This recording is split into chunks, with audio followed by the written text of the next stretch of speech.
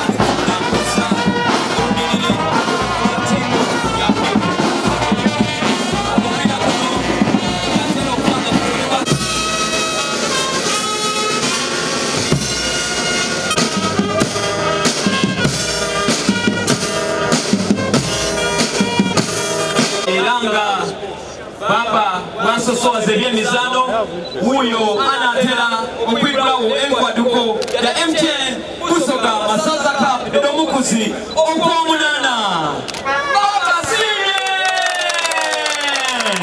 omugalo abasonana mwisazaye area mugabula bibi ayenga mu mupiira isaza ya Budyope eranga musawe no tulijja kubanga ate tubona omupiira nga mutolebwa kwa kawulo obutongole eranga isaza ya agitebye mu dakiika 93 eranga nefuse gole yokubiri ewanguyisa tiimu ya Bukono omupiira guno ku golo 2 ku bwerere.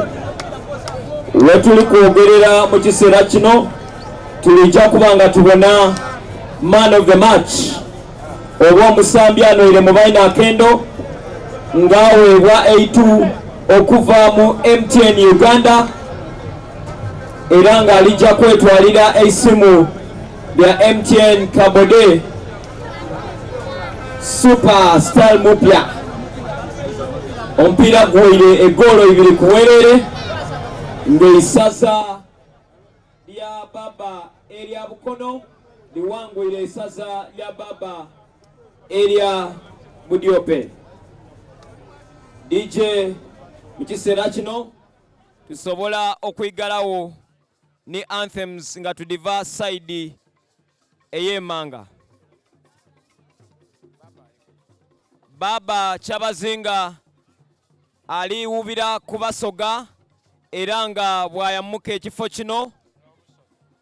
Baba aliwubira Obusoga nga bw'amuka ekifo kino era ng'omulanga gwa Baba ogw'omukuzi guno gukoba nti abasaada n'empango mu kulwanisa n'okuziyiza ekifunamabunda mu baguna abakali okwetuuka.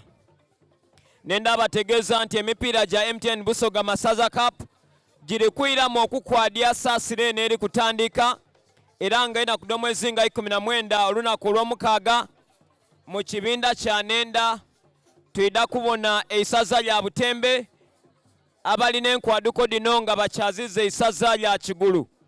Omupiira guno gulijja kuba ku Namagera Town Council Grounds. Man of the match sembera wano ku NBS Sport osobola okuba nga ate ofuna interview. Ayo omupiira ogundi ogulijja okusambibwa saasire eno gye tuli kutandika ku lunaku lw'omukaaga na ku mwezi nga 19 mu Bukowe group tujja kubona Bukooli Bugiri ng'eri kusamba n'eisaza lya Baba erya Bugabula. Omupiira gulijja kuba ku Indocha Primary School Playground. Ku lunaku lw'eno olw'omukaaga na ku mwezi nga 19 tulijja kubona mu kibinda kya Bukowe, tujja kubona mu kibinda kya Kagulu nga buna esamba n'eisaza lya Baba erya Buzaaya ku Buluba Hospital Playground. Awone ku lunaku lwa Ssabbiiti na ku mwezi nga 20 omwezi gw'omusanvu guno gwene tulijja kuba nga tubona mu kibinda kya Nenda